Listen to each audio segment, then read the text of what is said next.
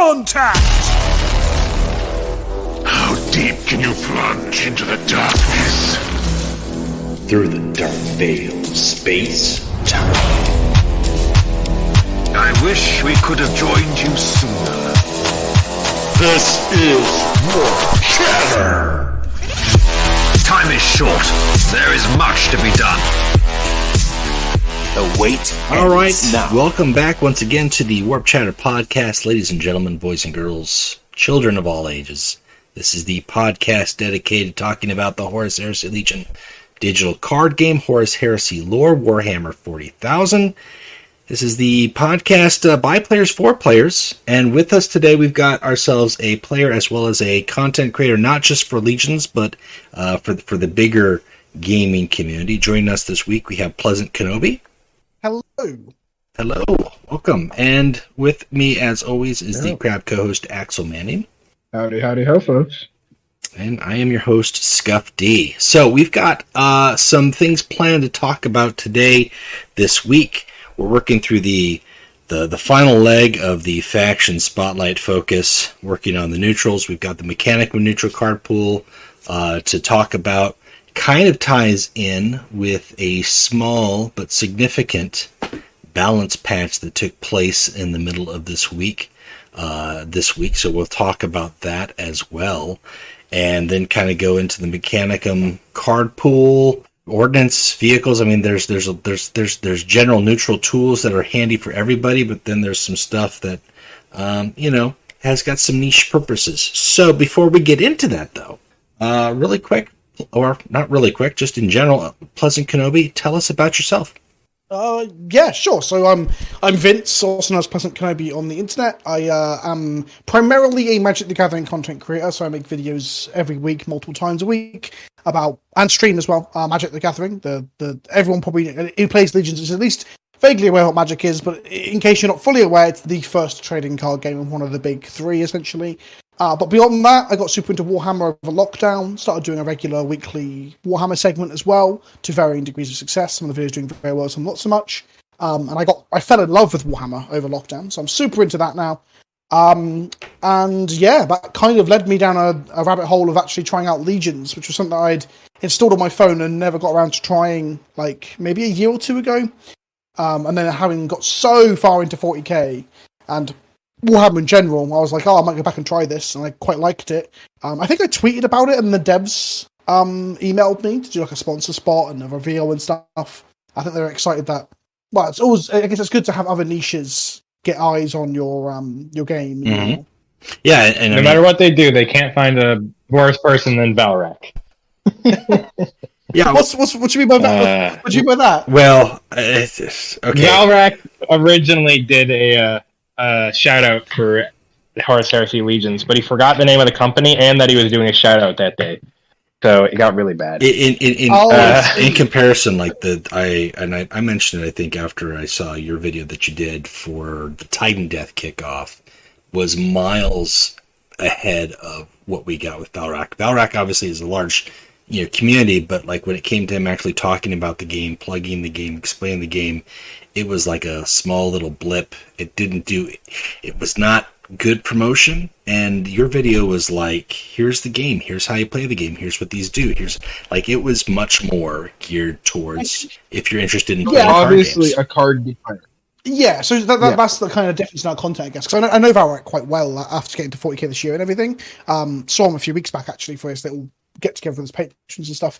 But I think, his content is very much geared towards kind of casual hobbying, in a sense of like, it's a lot of lore, a little bit of painting, a lot of rumors, right? Like he doesn't he won't mind me saying this. He doesn't really know the rules of 40k very well. Like if you asked him a spot question about what the Imperial Fists actually do in 40k, in the rules, he'd struggle. If you asked him about a Siege of Terror book, he'd be able to like reel it off. So, but on the flip side, my background is primarily, although I do less of it these days, is making gameplay videos. Mm-hmm. So I've always been an entrenched tournament player in Magic. I've come into 40k and I've immediately jumped into going to tournaments for that as well. So playing is very much a big part of my hobbying. So I guess you get what you pay for in some ways when you go to someone like Valrak, who doesn't really care that much about the physical playing beyond how thematic it is. But I mean, I popped onto his Discord to see him the other day because I saw he was chatting to a lot of people, and I went into the room and he was playing Legions. I was like, I didn't even know you still played it, and he was talking about how much he still really enjoys it. And he's playing some Imperial Fists turret defense. All right, well, at least he's still playing, which is good. Yeah, which is good. Yeah. So I mean, that's keeping him involved because I think he played at beta. He was playing Emperor's Children at the time, or he got started. That was like the first breakthrough deck for him, and they took a break from it, and then came back when the Imperial Fist launched, which wasn't a surprise given the fact that it's the Imperial Fist, right? And 100%. Yeah, exactly. So I'm kind of sad that I've skipped all of the. It sounds weird, right? I've come into the game and basically we're getting towards the. I don't want to say the game is dying. That's not what I'm saying here. But I'm saying we're towards the end of like all factions getting into the game, right? They're just they're finishing off. You joined during the death throes. Yeah, and we got 40k version with Warpforge on the horizon as well, right? And in some ways, A, that's kind of cool because I'm looking forward to Warpforge, but B, it's kind of a shame because I don't get to have the hyper excitement of seeing my favourite factions like enter the game. They're already all there. So it's an interesting place to come into the game. Yeah, and I think it's one of it's that weird in between. And I for me, like I've played other games, other card games where it's based on an IP or there's an evolution in the game where you go to like a second edition, third edition, where it completely revises some of the core concepts. Warpforge will be a different game altogether, obviously set in the 41st millennium, but it felt like the announcement for Warpforge, as well as the fact that we still have 6+ more months, and the game's not going anywhere. I mean, Legion's server will continue to be up. They'll still be doing cards however long they continue to support it with new expansions and balance patches after 2023 starts will be yet to be determined. Like that's kind of the question thing, but to kind of announce it ahead of time and not treat Warpforge as the next expansion is kind of interesting, because typically they'd be like, hey, here's the expansion, and then 2 or 3 months in, here's the next expansion. It's actually going to be a whole new thing. And instead we kind of got that like 2022 announcement for a whole year out. So we'll see how it goes. It is weird from the jump to a blank slate, because I mean, look at any of the big card games, from Pokemon to Yu-Gi-Oh to Magic. Like none of them have really done Magic has rotating standards, so sets rotate out. For example, we've never had a complete like reset and blank slate, and it kind of makes sense in the sense that Horus Heresy and 40k are different things. But then it also doesn't make sense because there's so much already built that they could build upon. Mm-hmm. It's a weird. I guess it's a weird time for the game, right? Yeah, you can't just jump ahead 10,000 years and have Primarchs, like in the 41st millennium, where there really is not supposed to be any, except for maybe a couple that are like totally, transformed. Lorgard's back, boys. But Lorgard's back. But I mean, a lot of card games don't really care about the lore in that sense, right? Right, like, and so you, and that's. But I guess there's frame narratives in things like Magic where like you're a wizard who moves between worlds and they bring the things from each world to each other. There's none of that with this, I guess. Right, exactly. But, it's a big focus from GW, I think, to kind of keep it lore specific, like, which is one reason why Legions never had Xenos in it, because Horus Heresy Legions is about the heresy, and it is about the Legions. It's not about the Xenos, which were, in parts of the universe, but not actually anything about what was taking place on the galactic scale at that point. I'll say the same thing I always say whenever someone complains about no Xenos in the game. They're not main characters in the books. They're not an army on the tabletop. Orcs are pretty much gone. Eldar are saying ominous shit and teleporting away the minute you look at them. That's all they're doing. Yeah, all the cool factions aren't even around yet. No, the Tyranids and the Necrons. Necrons, Talons. Yep. They're not here. Not existing. The Necrons are there. They're just they're sleeping hard. Yeah. Well, Necrons and are the everywhere. Necrons are there. They're just like outside the known universe at this point. Well, in time, right? Yes and no. Here's the thing about Nid lore. There is a chance they've already been to the Imperium by 30k, but like a splinter cell, and then dipped.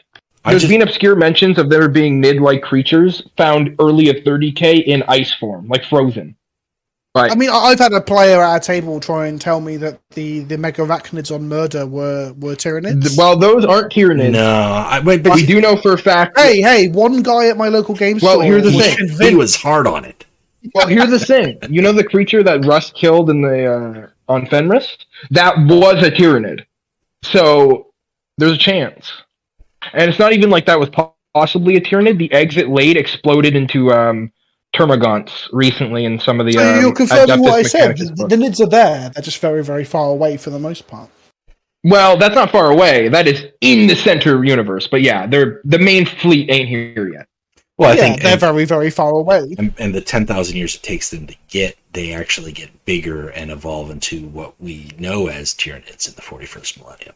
Like, I mean, as a species, they're constantly doing that. So if you were to think like what the Tyranids look like in the 31st millennium, you might get general Gaunts and Gants, but I think they would be like half as potent and deadly as. Well, the thing is, now. if they were to just show up, they would already be missing the what is the rib cage of a space marine called? Black Carapace?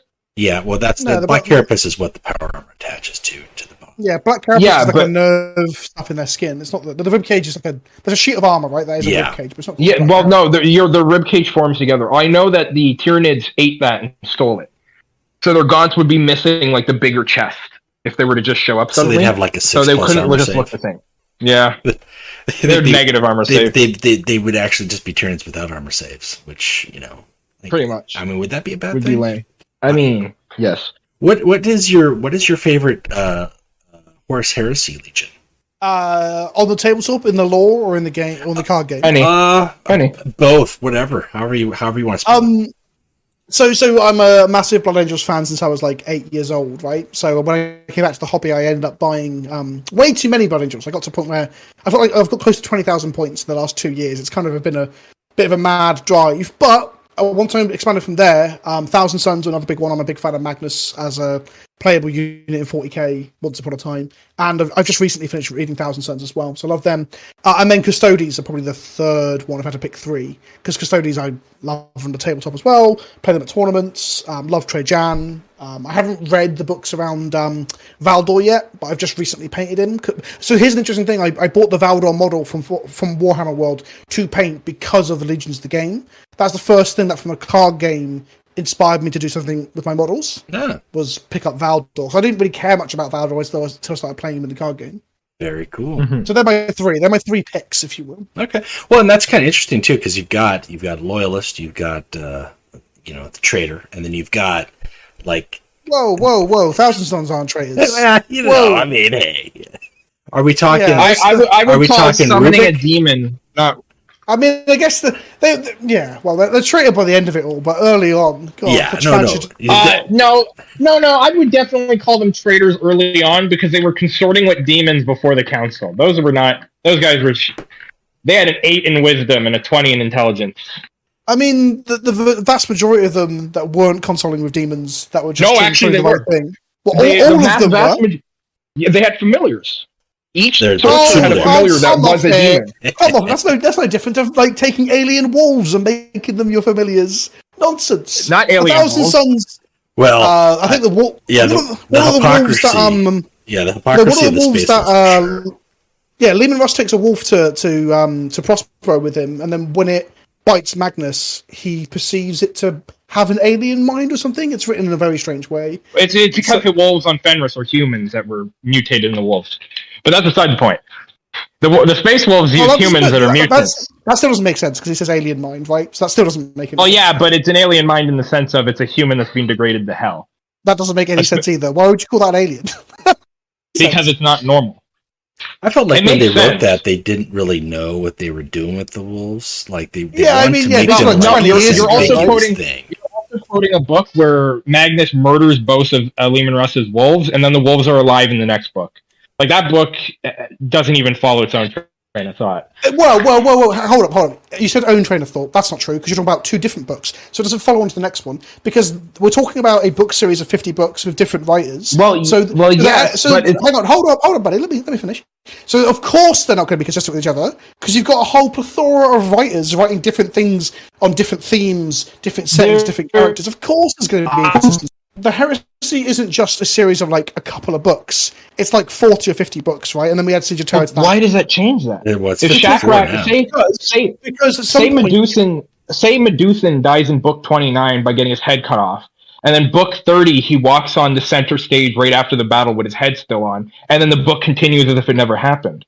That shouldn't Because happen. no, of course it will happen because you've got an extended canon where you've got so many people writing so many things at the same time. You can't have the same expectations of a 3-book series as you do 100 books or a comic book canon or like 30 years of Star Trek canon. I'm going to completely disagree because these writers write together. Like, Okay, all right, okay, yeah, all right, okay. If you say so. No. Like there are some things that are obviously more extreme. So a character resurrecting from the dead is obviously an extreme example. But Magnus like punching to death these mutant wolves and then being in the next book is hardly a concern for anyone who cares about like the central themes of the book more than pedantry. So I mean, some things are more extreme. But they're But they are named characters. They're named characters, and they're particularly called Lehman Russ's brothers. To have them die and then not die is bad. Also, you said next book, right? Do you mean Burning of Prospero? Because doesn't that happen at the same time? Well, no, because that's not what I'm even referencing. I'm referencing subsequent books. They keep showing up because they weren't supposed to die. But okay, well, like I said, them dying. Like I said, it can be expected when you're across 50 books with like a dozen writers. It's completely expected. Okay, I don't know where we're going with this. I mean, we're getting to lore pedantry. I didn't want to lead this anywhere. I didn't want to lead this anywhere. No, okay, I just said the simple note that those are the same books that had to be overwritten later, so I'm not going to take everything it says. If we go back to the original root comment, which was the Thousand Sons being called traitors initially, is very unfair. I think it's unfair to a point. I think once they become the rubric or they go against the Palace of Terra, at that point, Magnus makes his decision. Yeah. I'll still stand by my thing. They had no idea what they were doing, and they were dabbling at powers they didn't understand. That's what I originally said, because they had demons on their planet, and they just didn't realize, because 8 wisdom, 20 intelligence. Yeah, I guess so. Sure. I don't agree with you, but we can move on from that, right? Well, yeah, because I mean, I think they did have demons. With regards to that, you've got the Blood Angels, you've got the Thousand Sons, and then you've got kind of not a Space Marine faction, but obviously a I don't know what you call them. I mean, they're an imperial faction. They're their own special thing. They are their own special thing. They're their own entity in themselves. And while they have a faction specific to them in the game, the Mechanicum, it's a long segue. I'm trying to segue into the Mechanicum, guys. The Mechanicum is one of those entities that is its own thing that acts as a neutral card pool in the game. Isn't allowed to operate with the Custodies. Boom. Well, but they do. The Custodies refuse to work with them. Yeah. Not in the card game, they don't. No, not in the card game. Card game follows some rules. The card game, the Custodians can include demons in their decks. So, I mean, you can't take the card game at hard face value. Although I've known some players who have, when the game very first started, that was one of the hard things that they really wanted was, when it came to Chaos neutrals, when it came to Mechanicum neutrals or Imperial Army neutrals, like, those should only be taken by traitors or loyalists, but that defeats the entire concept of the neutral card pool. The Mechanicum card, and also in the Horus Heresy actual tabletop game as well. You when you begin to muster your army, you pick traitor or loyalist. Mm-hmm. Well, for legions anyway, that wouldn't work for Custodians obviously, but for Mechanicum and legions you do. So even in the Horus Heresy card game, sometimes you're playing as traitor versions of legions that were hardly traitor at all. So you can play a traitor Blood Angel army on the tabletop. So that's kind of how I interpret they can play chaos cards, they can play non-neutral cards and stuff. I guess the only faction in the entire game that shouldn't have access to both is probably the Custodians shouldn't have access to chaos cards, and Runestorm probably shouldn't have access to Imperial cards, if that makes sense. Yeah. Because they're the ones that are probably hard-coded. I agree. I kind of was surprised when they gave us Runestorm that couldn't do anything but chaos. But they didn't go back and do that for Custodes. I didn't know that. So is Runestorm actually coded? Because I've only played one. Yes, Runestorm is coded where the only neutral cards that they can do is the chaos. But they're the only faction. Runestorm, but they didn't do that for Custodes. That's really interesting. Yeah, very interesting. I said the reasoning they did it was initially Runestorm came out really strong. So they wanted to balance them around it, but then they tossed it out the window. Yeah, when you lack the Mechanicum neutrals and the Imperial Army neutrals, there are some very helpful cards. I wouldn't say key cards. Some very helpful cards that they lose access to. Whereas if you were to take out, the Chaos card pool for the Custodes, they would lose access to some, stealth hate, some board damage. There's some damage dealing tactics that are useful. Not necessarily the cultists or the demons particularly, but the fact that they can include them. The chaos utility spells and removal, right? Yes. You mentioned that Runestorm were balanced around. So did Runestorm launch with access to both neutral pools? No. They were access. Well, not both. There's 3. They were access with only 1. Yeah, but they were much more How on were they release, balanced then? very powerful. They had higher stats. Yeah. Everything had higher stats. I mean, their warlords alone. Kabunda is coming out here with 3 attack on his turn. He can play troops, unlike Angron. Sure. So and he doesn't have to worry about the other. I'm just trying to understand the statement you made. So you're saying that they were aware that they were overstatting them. That's part of the reason they launched. That's why they got. That's why they got a lot less heal, a lot less reactionary cards than a normal faction. Because a lot of that's hidden in the Mechanicum and Imperial Army. There's an argument that would work for the Custodes, though, because all the Custodes units are overcosted, right? Undercosted, sorry. But they have Sentinel, which instantly means if they lose the access to the neutral pool, they will become unplayable. Yeah, the one thing that the Runestorm had when they... I mean, totally pausing on the Mechanicum talk, but I mean, just to kind of give you some background. For the Runestorm with their mutations, which was their main trait feature, those could be played on top of neutral demons, and at every mutation that you gave a demon would actually reduce the maintenance cost of that demon, as well as give it like a buff. So not only could you play Runestorm demons and not have to worry about maintenance, but if you included Chaos demons, you could find ways to negate the maintenance. Whereas the Custodes, if you play Custodes, it's got Sentinel, you're not drawing a card if that card is on the table at the start of your turn. Like, that's just going to happen. Yeah. There's no way to negate that, unfortunately, outside of sabotaging your own unit. Yeah, you can jam them, can't you? Right. Yeah. And that's the one thing where I think, I mean, the Mechanicum has got some jam stuff, but what they offer in terms of just like widespread wise, they offer some vehicles, they offer some support troops. They kind of play where you can, as a neutral should, you can have troops, you can have vehicles, you can have more chaos with regards to like a card like Death of Innocence, which gives a mark of chaos to every Mechanicum troop that you put into play, and use that as a build, so every card you're putting into play gains marks of chaos, which makes them stronger for boosts. Or you could just simply use their tactics, which are more... They're not damaged. They're more like control, or all that. Asteroid Belt helps you with the ramping. Drill Sight used to help out with ramping or playing ahead of curve. Now it gives you just a little potential ramping. So they're a lot more like energy manipulation, or mech and dendrites boosting your infantry or your starties. They've got a lot of like frontline bodies. They've got a lot of vehicles that can kind of come out late game and be pains in the butt like Doombringer.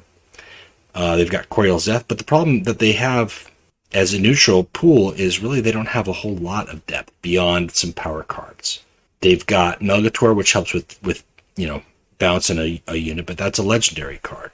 Then they've got a lot of commons and rare cards that are just bodies. 4/6 body, Gamma Psi 24, for instance, a 5 cost, 4/6, it's got nothing. It doesn't do anything. That's it. Like, it's just a body. You have to build a deck if you're going to incorporate some of the Mechanicum cards. You actually have to build it in mind of how you are going to use those cards.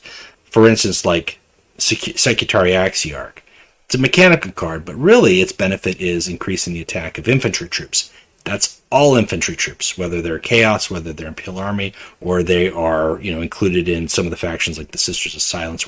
Like, that's a good card to include if you've got a lot of infantry. You can kind of go to that well mark, and that card is going to be useful for a variety of decks. On the other hand, you've got some cards like Dark Engine Seer. If it survives, you can use its ability to lower a Chaos card by 2.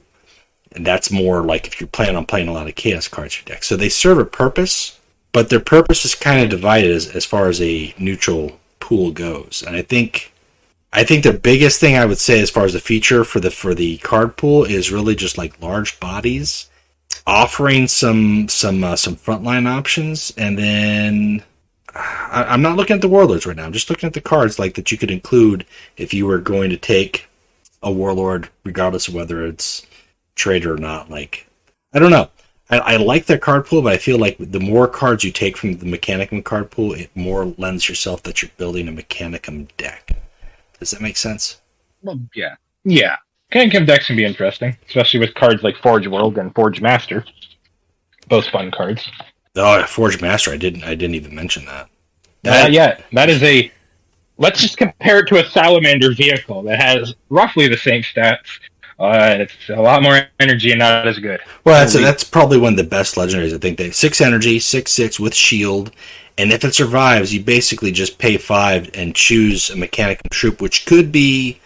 It's a choice of 3, so you could get some cheap lamies, the 2/2s or the 1/3 front line, or you could end up getting just a free Coriel Zeth, or a 5 energy and pay to get like a 9 or 10 drop vehicle. Like that's a pretty powerful ability. It's got to survive, or it's got to not get jammed. But with 6/6 shield, that's pretty good. Yeah. But even if it drops a troop, you're going to get something good. Yeah, but I mean, then you're letting into, then you're playing Mechanicum more. So I mean, it's one of those things where like Chaos, like the Chaos card pool is you can go Cultists, you don't have to go Cultist, but if you're playing Cultist, that's where all the Cultists are. Surprised. If you're playing Demons, that's where all the Demons are, but there's a lot of those tactics like we talked about that are damage dealing, or Informant Network, which breaks stealth, defensive satellites, board-wide stuff. Like there's other cards that you can use there that don't require you to keep playing more and more Chaos cards. Like you can just pick up, defensive satellites, artillery strike, Informant Network, and you're good to go. Imperial Army, you could probably play Manifest Destiny, Sabotage, Jukebox Star. Like there's not a lot of, unless you're going Solar Auxilia, there's not a lot of neutral cards there that require you to continue diving further and further into the Imperial Army like card pool. But I feel like the Mechanicum are interesting because they're a neutral faction that offers some neutral cards, but the more you use of them, the more you actually tend to gravitate towards their other cards because they synergize more. There's a lot of other cards that then, like you've got Laz Taul, which makes all your Mechanicum troops +1/+1.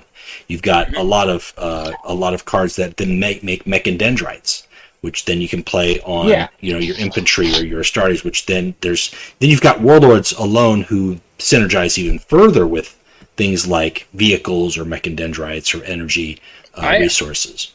I feel like the Mechanicum are more about synergy than the Imperial Army. We just covered those guys. A lot of their warlords, they work on other cards too. Like Lucretia is increasing cultists. Mm-hmm. Assad is buffing everything. Mm-hmm. When it comes to our boys in the Mechanicum, a lot of them are like, when a friendly Mechanicum troop dies, or I think it might be friendly troop. I know they at least have one when it's put in play Mechanicum troops. Is that Miradon, or does he work for any troops? I've not played him in a while. Miradon gains 1 energy when an enemy troop dies. And then Decima gains 1 energy whenever you play Mechanicum. Oh, okay. I'm thinking of... I forget what Warlord... Decima. Decima. Okay, yeah. See, Decima has his own synergy within his group. Decima is also a really fun hard counter to Mono Warlords that you won't see a lot because it's Titan meta. Well, that kind of goes into a little bit with this balance patch, right? Because you've got a stun Warlord. You've got Decima. You've got... I guess we should talk about this balance patch because I mentioned it and then I just stopped we might as well about it. Well, I don't want to talk. It hurts to look at. I don't know. It really does. How so? Well, we lost 2 of the most important neutral tools because the anti-stuns have been... Well, Pi Alpha is a shadow of its former self, and Wonders is now more of a heal card than an anti-stun card, but it's harder to use...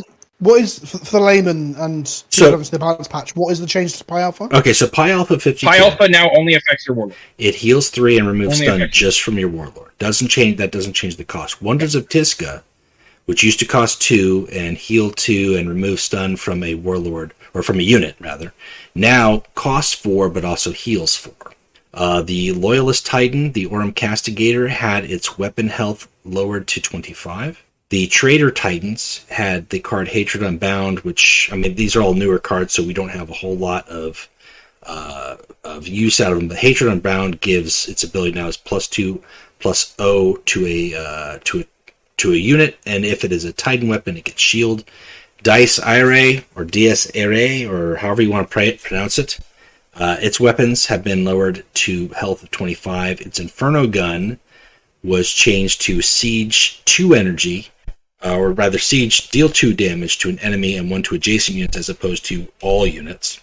And then its big gun, the Plasma Annihilator, now costs an additional energy to siege as well as fire. So that's 5 to charge, 5 to fire, and now it deals 10 damage to a random enemy and adjacent units with Ordnance 3 as opposed to just 12 to a unit and adjacent units. So it's random targeting. And then the accelerated autoloader increase cost changes it from 1 to 2. So as far as the Titan stuff goes, I think we're still working through Titan stuff. I think there's changes there we could go at length for, but I really think that no one's going to complain about those changes. The neutral changes, though, to Pi Alpha and Wonders of Tisca, those are the only 2 neutral cards that exist in the game that remove stun. They both now remove stun, but is that an attempt to buff the Titans that are being stunned by people attacking them? Is that what this is? Correct. No, this is the opposite. No, it's the nerf. It's to make it harder for them. Like, they can still remove stun with Wonders of Tisca, but prior to this change, you could use an accelerated autoloader. Yeah, I misspoke. Sorry. Yeah, it's a nerf. Sorry. Yeah, not a buff. Yeah.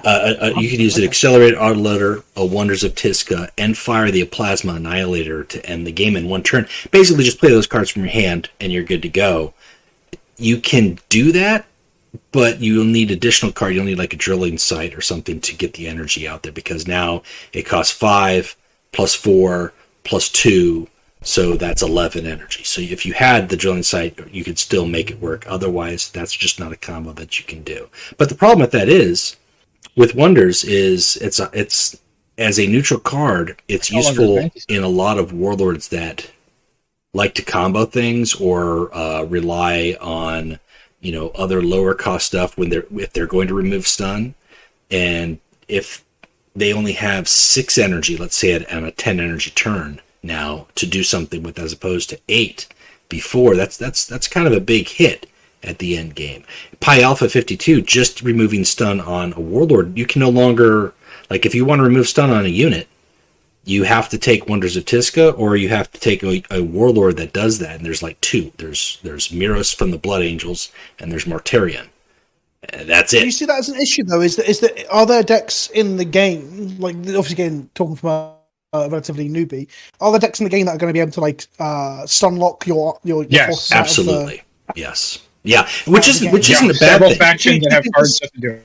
Yeah, which isn't a terribly. Do you think this patch will then push those decks to the forefront? I think they should, but I don't know if the players will gravitate towards them right away until someone leads the way, that's the typical meta grind set. But I think these 2 cards, taking them out, allows for like an Alpha Legion Stunlock deck to resurface. A classic Alpha Legion, like that's what they did. Stun most everything every turn as much as possible. Mortarion, who can unstun, has the ability to poison and stun boards pretty relentlessly. So he can go the long game. It's much more much more of a boost to those decks. The problem is those decks are a mindset, a control mindset, where a lot of the game players, especially if you're pushing ladder and you're grinding 50, they don't want to play these long games. So I don't think that's a bad thing. I do think that Pi Alpha not removing stun from any unit or just troop and warlord, as opposed, so that would, if they just named it as troop and warlord and it wouldn't affect Titan weapons, it wouldn't be such a bad thing. But there are going to be decks that I don't think people are going to play because they'll be worried that they get stun locked, but nobody's going to play stun lock because they don't want to play a long game, if that makes sense. Until they find out that, oh, that's the only thing that wins and grinds me a top 50 card back. I don't play ladder, just so you know. Like, for me, that's not what the game is not interest me in that regard. I play the game for fun. I'm looking forward to playing Alpha Legion again. I think that's great. I think that, these 2 cards weren't always in every deck. They weren't both staples, but at least one of them typically is. Especially if it's an aggressive deck, you're going to have something that heals and something that removes stun. But if now I'm playing against a Karn deck, and they have to use all their energy to heal stun and they don't have any other energy to drop an additional damage dealing tactic or a fast troop or something like that, that's another turn or two that I have to play more stun stuff and get more of my troops or secret orders or harrowing build or however I'm going about for the end game as an Alpha Legion player. That's a good thing for me. What do you feel about like our cyclical metal games when things like this will allow, let's say hypothetically, it's a hypothetical obviously, that the Alpha Legion decks become more prominent and or the better thing to play? Is that something that the community and yourselves are happy with when they make changes that cause this sort of thing? Like, because they're obviously changing things that are buffing other decks because they've got to adjust for the stuff they've just printed, the new Titans. Yeah. Do you think that's a good thing? So for me personally, I think it's a good thing because especially when it is stuff that isn't getting played. Like it's an indirect buff. Like they didn't specifically say we're buffing Alpha Legion with these cards and we're also buffing 5 other Alpha Legion cards to go with this. Like you couldn't say that this is a direct Alpha Legion patch. This is an indirect patch to that deck or to a Martarian deck or something like that. Yeah, of course it's indirect, but it's kind of like splash damage or collateral damage for them having to adjust for things they just printed, right? Exactly. And I don't think that's a bad thing. I think my argument has always been there's always a meta. There's always going to be a meta. You can't, by the nature of the competitive card game, you cannot not have a meta. Whatever wins or gravitates toward, whatever the players gravitate towards, or there's a powerful deck or is consistent, that is just how we're going to shape what people play and what people play against as a result of that. I personally enjoy that. I enjoy the evolution. I enjoy trying new things in general. Just like, okay, I'll play something that's non-meta just to get it out there and kind of throw people off because they weren't expecting that. I enjoy that for myself. There is a lot of people who don't, or more importantly, particularly don't like when those types of decks, the control decks, rise in the meta. They prefer, mid-range or they prefer aggro. I mean, they'll tell you that they don't, but really, if you give them a control deck or they have to play against an Alpha Legion player who's not playing traps, it's actually playing the game, they'll get frustrated and they'll call it broken or they'll call for the end of it. These are the same people who don't like the Imperial Fist Stalwart Defenders build. Guess what? It's kind of the same thing. Like it's not controlling in regards to the same way that Stunlock is or poisoning the board is, but it certainly is in the fact that they can sit back and play their game and react to your game to negate it as opposed to, the other way around. Yeah, you see this in a lot of card games. There'll be a portion of the player base who are very upset and distressed by the idea of playing against what you could describe as control, right? Because the games go longer and perhaps they have play patterns that might lead to more saltiness in a way. Mm-hmm. But, so that makes sense. But how about the idea that someone's just spent their gold on picking up boxes or events to get the Warlord Titan cards? I haven't noticed if they've released the boxes yet for the Warlord Titan stuff. And then obviously the meta game shifts and changes with the things that get released, obviously. Do you think there's an issue perhaps with the fact that decks will be released like the Warlord Titan archetype? People build into it or buy into it real quick, and then it can shift to being like a tier 3 deck overnight with the balance change. Yeah, that's already happened with Dai Rai. Dai Rai is unplayable right now. He went from the best Warlord to can't be used. I was going to say, I like that, and that is, that's the risk of either A, not proper balancing prior to something being released, like fully realized, like realizing like these could be problems, and releasing it regardless, and then having to make changes. And people have spent their gold on Trader Titan crates or buying a deck deal and actually spending money. Typically, is there any refunds or gem? Have they ever done the thing where they give you not gems? What's the red currency called in this game? Gems. Gems. Yeah. Gems. Have they ever done gem refunds or gem gestures to apologize for botching something? Nope. No. That's this. No. What typically will happen? Yeah, typically will happen with Everguild, and I would say 95% of when they sell something, like when they actually sell it for hard cash, like not like you go into the store and like, I'll pay 400 gems to get this card. Like but if you pay $19.99 for instance, Sol Nibirin was a Warlord deck deal that was available last month. You paid cash for that. They will not make a change to that card for 30 days at the very earliest, because in that regard. And this is not me getting into a Everguild like Hatefest, not at all. Right. I don't really understand exactly how they deal with it. Right, no, but that promise is nice and everything, but that doesn't, like, in this circumstance, obviously they've changed some of the Irray cards, but the change to the stun cards, that could affect a deck that they've sold or cards that they've released without it. So, I mean, that promise yes, stops that. right, exactly. They've deleted entire deck archetypes and updates before. But I was going to say I have a big concern around like economies, because like I'm recommending this game to the people on my Discord and in my communities and on my Patreon and stuff. Because I've been playing it and like, do you generally like it after doing a sponsored bit? And I'm like, yeah, I generally like it. But the first question is always, how is it free to play, or how is the economy? Because not everyone is looking to free to play, but other people are looking for an economy that doesn't seem predatory. And I've not been able to comment too much because they gave me a load of resources at the beginning.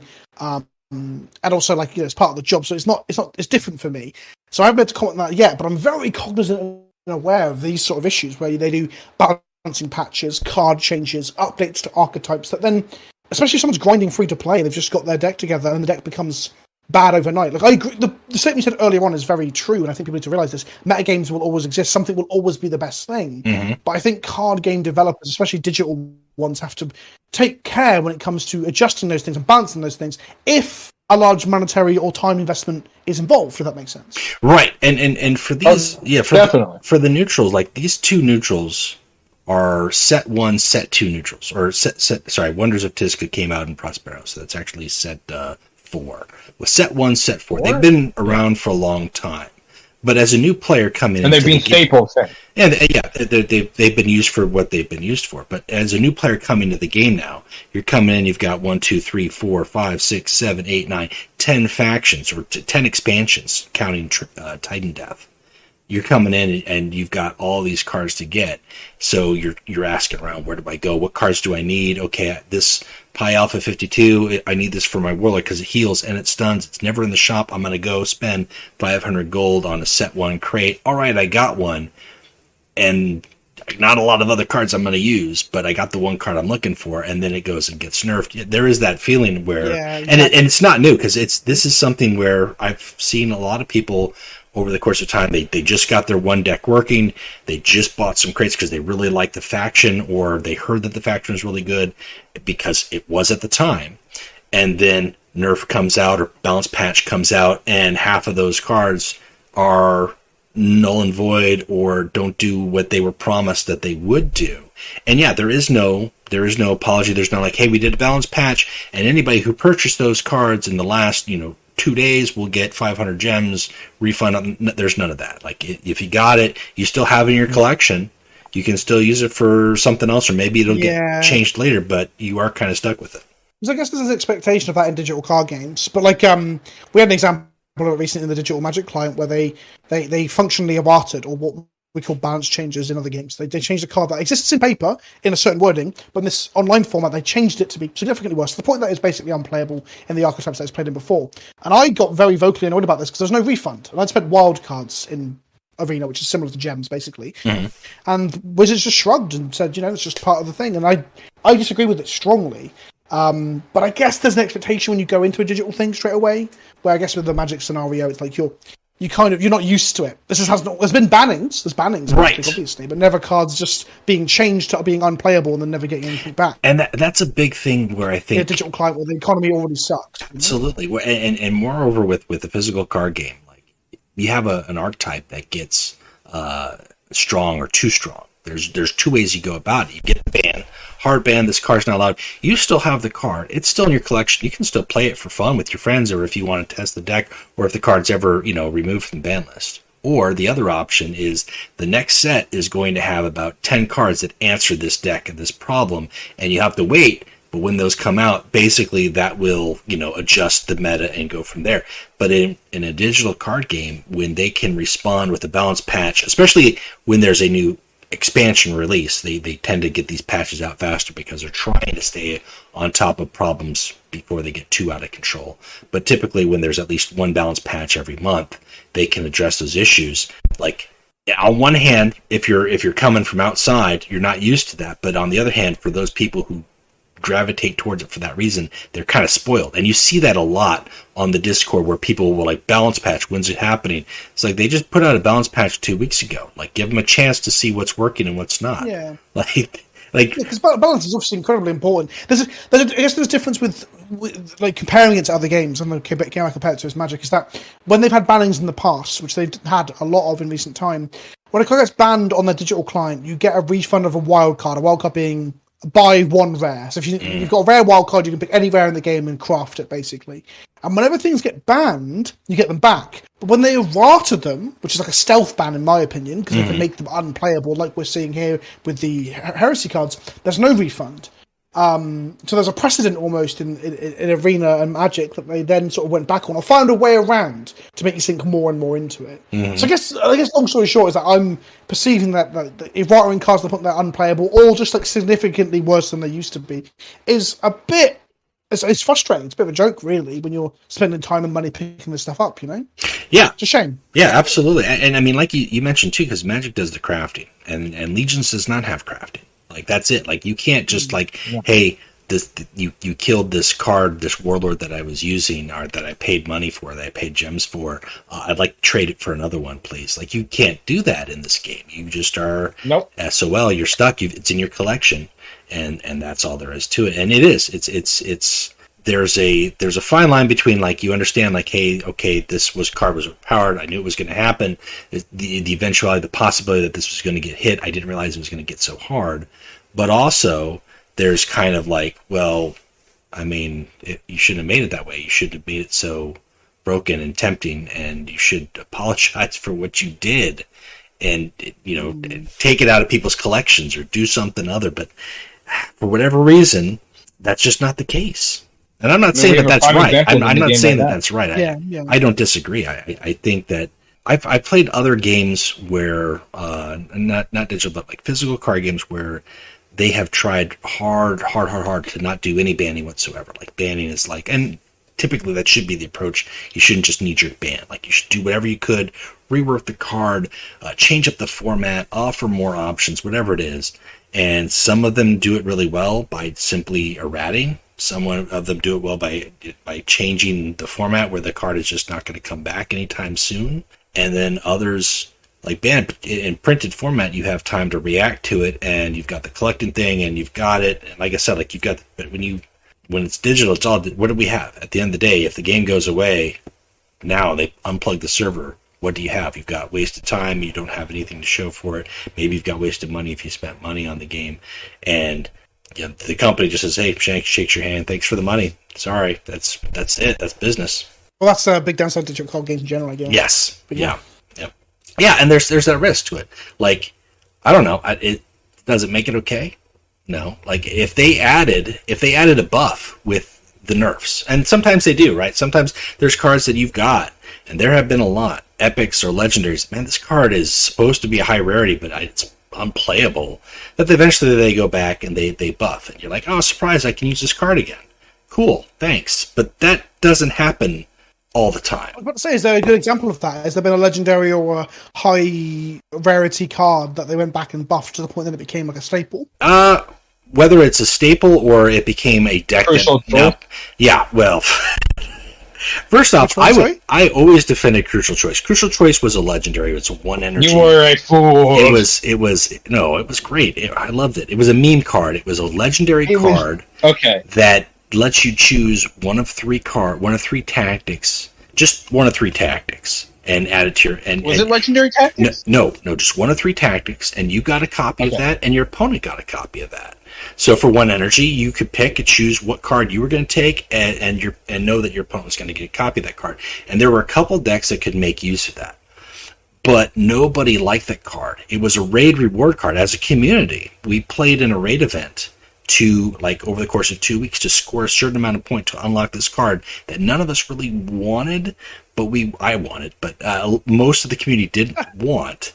And we got, and they're like, great, it's a legendary we'll never use. So it was in the game for about a year. And now then the first patch, where it is now, it's 1 energy more. But when they first buffed it, they made it a 2 energy card that simply you got to pick one of 3 legendary cards and add it to your hand, which is a significant buff because now you're not giving your opponent a copy. You're going to get a legendary card. Moreover, typically people are copying Vengeful Spirit, Pride of the Emperor, the finisher cards, the direct damage cards, or maybe at worst another copy of Crucial Choice so you could try your hand again on the next turn. So that's a significant buff for people who had this card and thought it was worthless. I'm never going to play this card to wow, this goes in all my decks now, because why wouldn't I want to pay 2 energy on turn 1 and get a Vengeful Spirit so I can use that at the end of the game? Interesting. Yeah, is that the norm? I wouldn't say that's the norm. I would say there's probably been if I had a list, there's probably been 3 or 4 cards of that level where they weren't playable and they got playable. There have been warlords. Luther was an example. Nobody wanted to play Luther. Luther was terrible. They made changes to him, and suddenly he's the face of Defenders of Caliban faction. Nobody wants to play against Luther now. There have been changes like that, but as far as weirdly, I guess there's almost an obligation in the digital space that so you get dud rares in all card games, right? You open a rare, especially in there's a problem at the moment. The latest Magic set is really expensive packs. Yes. And they've got dud rares and everything putting in them, so those packs are $10 each, and you can open a 50-cent rare that no one wants, right? But in physical cards, they can get away with it because those things have weird niche applications and they're physical, they never change. But in digital, I guess, I never really thought this way, it's almost like an obligation for them to fix this by buffing the stuff that no one ever wanted to open. Mm-hmm. Like the dud rares, but I guess... Yeah, and especially when it comes to and most card games don't. Right? Yeah, especially when it's a warlord that is basically you're not going to put this in a deck. You have if you want to play this warlord, it has to be playable. It has to be worth playing. Where there are some cards in the game that are better in a draft, when you're doing an event draft, and just as good because the way that the events work, there'll be less answers to this card, or this card might work a little bit better. You can just draft 2 or 3 copies of this card, whereas in a standard game you can only play 1 copy or 2 copies. That makes it better just by the fact that you can have more of it. But that is the exception. That's the only exception, really. Whereas, like you said, there are cards we could go through every faction, and there's at least 5 or 6 cards that you just don't play because they are not as good as another card that does the same thing. They do better and cheaper. The bad cards for limited makes a lot of sense. That's definitely a concession. I don't know if bad cards in the rare, mythic, and legendary slots can be excused for the limited. I would say that rarity in this game also doesn't really matter much. It really just seems unless it's legendary, we can only have 1. It really doesn't matter. There's plenty of factions where I can point out a common that's just a significantly better rare they have, especially after Gift came out. There are a few legendaries. So that's always been weird. Yeah, there are a few legendaries that I would say still aren't meeting the value of being a legendary card. At least 4 or 5. Or at least this is the current worst legendary. Definitely. There are going to be those ones, but for the most part, legendaries across the board are, as you get them, you can put them in at least 1 deck for the faction. And some factions are legendary heavy, where you want every single one of that faction's legendaries in your deck. You're going to make use I would argue Night Lords still are. Yeah, you don't need Curses Chosen, but it is still good to have. No, that's the only exception. Yeah. And the mission, but I forgot about the mission's existence. Yeah. So unplayable.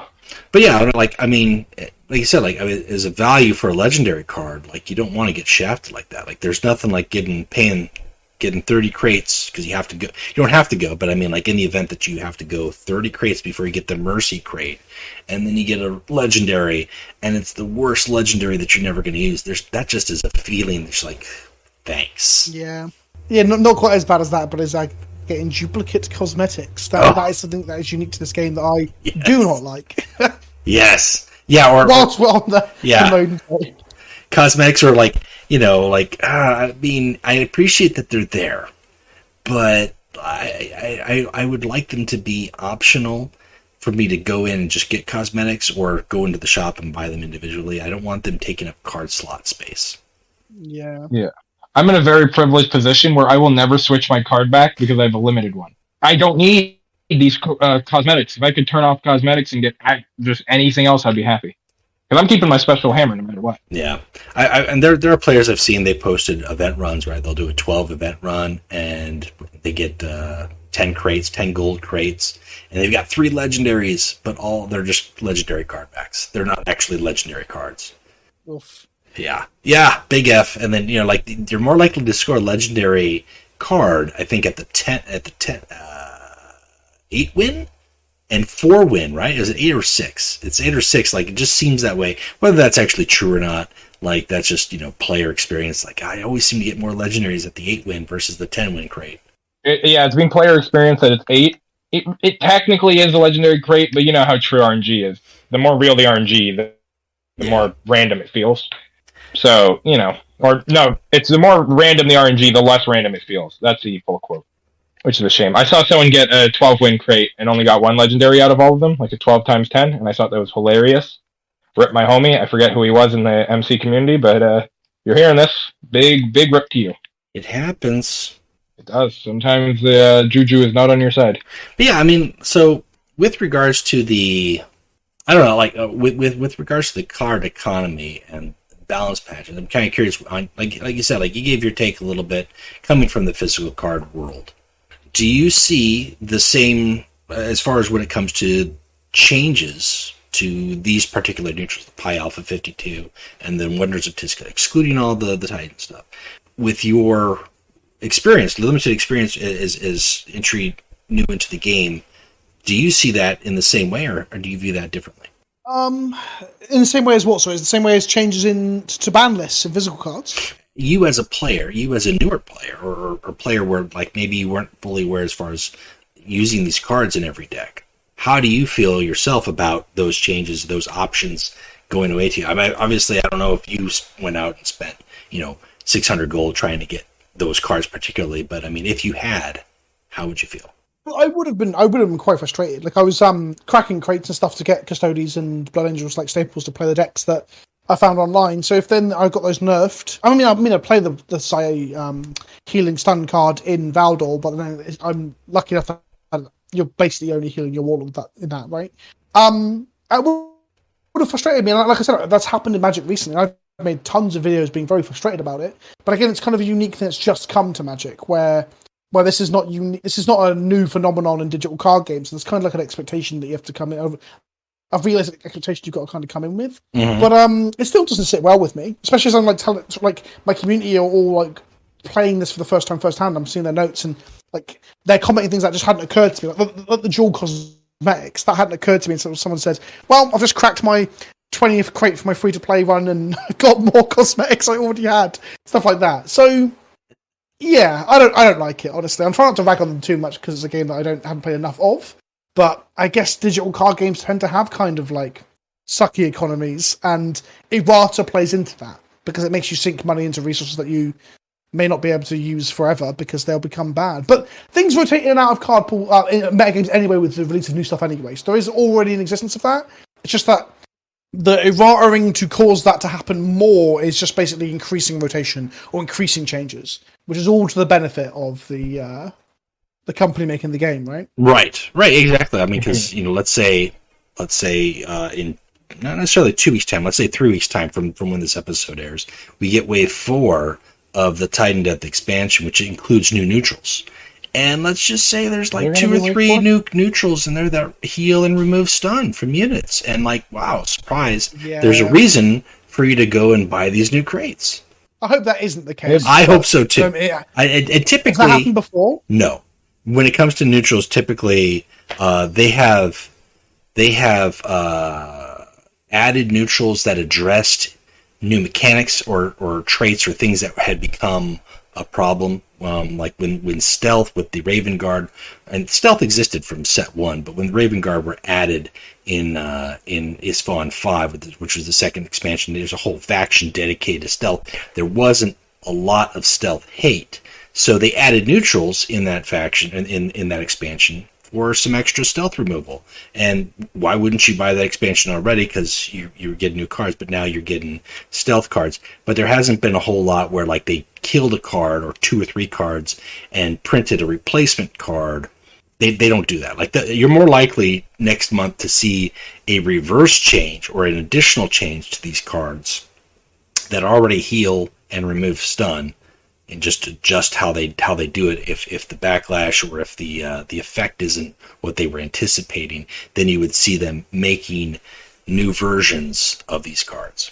Right. I mean, I think them balancing regularly is a really good thing. To look on the other side of it, like I feel like I'm more moaning than I'm saying positives here. But like balance patches are a good thing, and it shows care and understanding, and I want for the community and the metagame to be healthy, which is good. Mm-hmm. It's just unfortunately it holds a magnifying glass to your economy and to your player experience in terms of acquiring and maintaining their collections, right? Yeah, and it has. I mean, I can't say that it hasn't turned people off. I mean, you can't please 100% of people 100% of the time. That's not possible. But it is a risk factor, right? In doing that, like there's no way that that's 100% positive where people are just going to accept that. Like there are going to be those people who.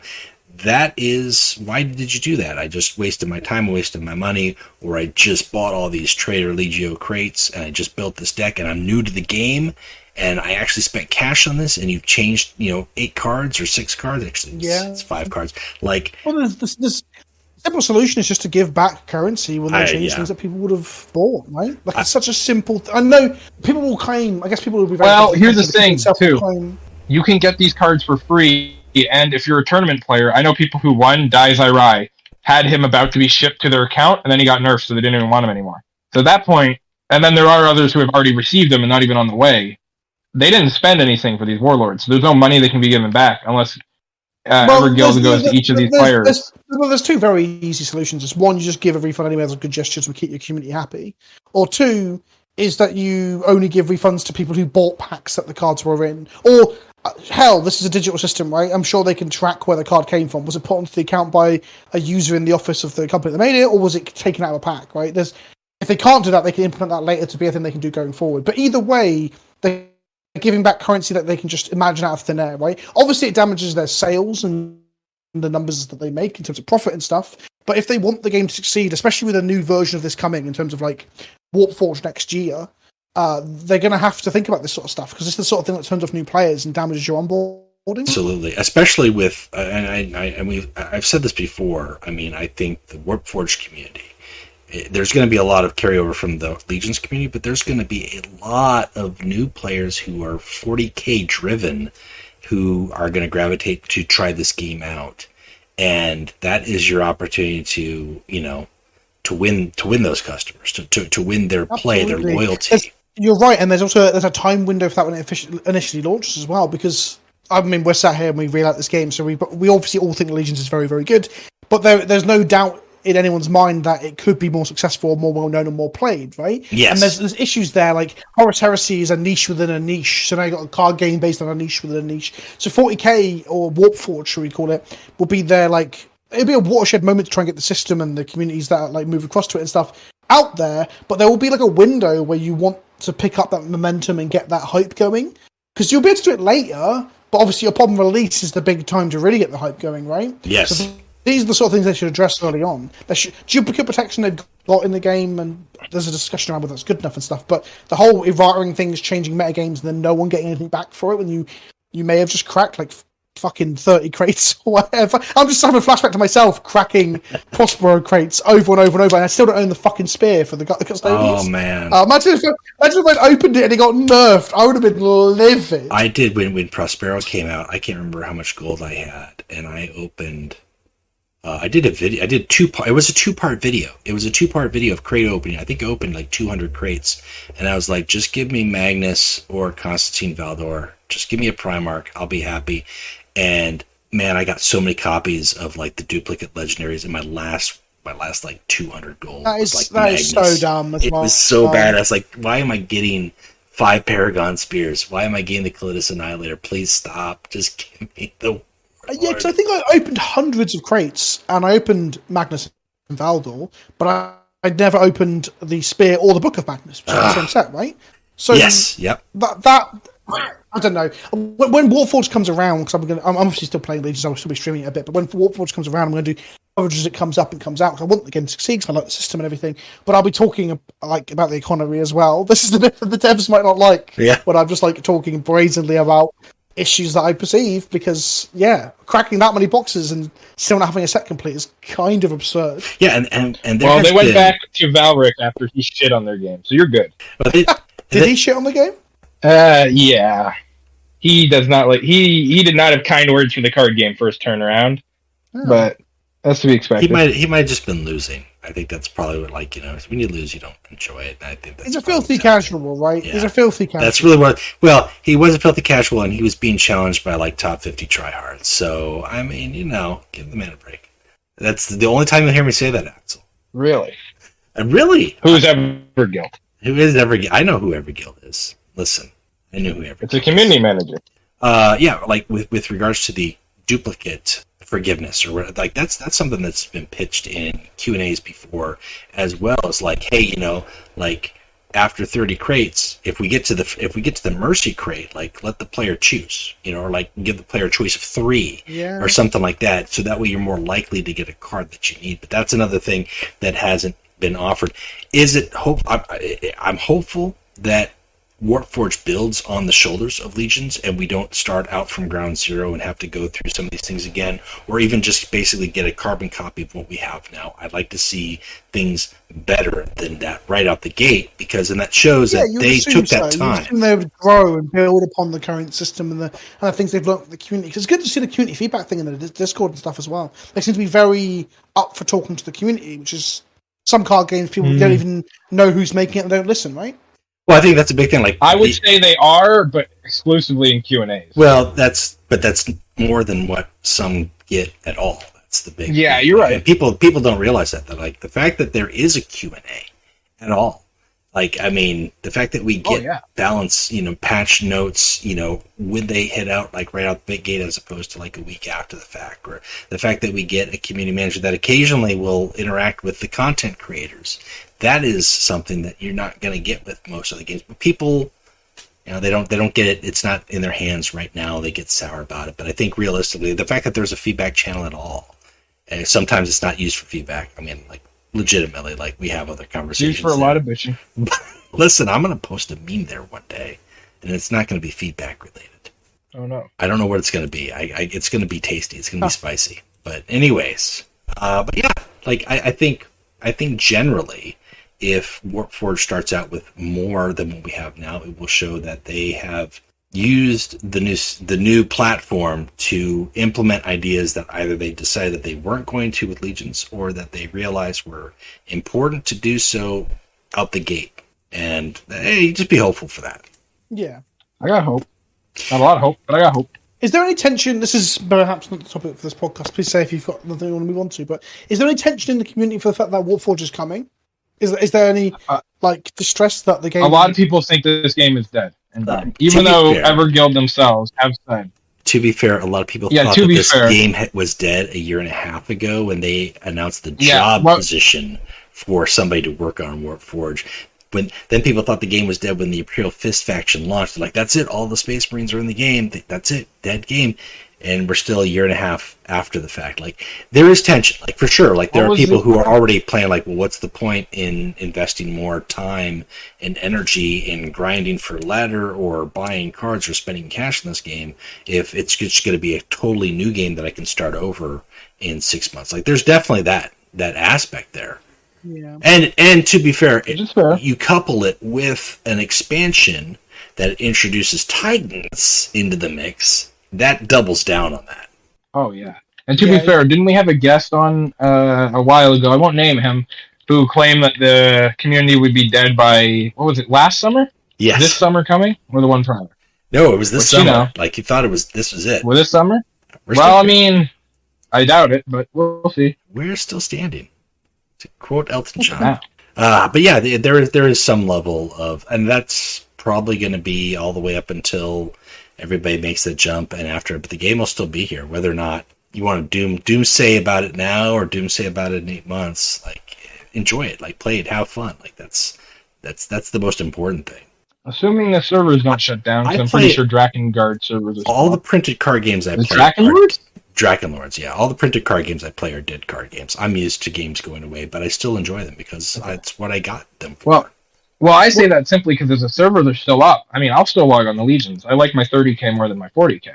What dead card games do you play? Should I list them? A long list. Overpower, Star Wars digital card game, Warlords.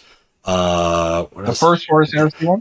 I played, well, not just the first Horus Heresy, the first Sabretooth 40K card game, the Dark Millennium card game, Conquest card game, WWF Raw Deal, Imagination, I still have some somewhere, Buffy the Vampire Slayer, Dragon Ball Z. Wow. Yeah.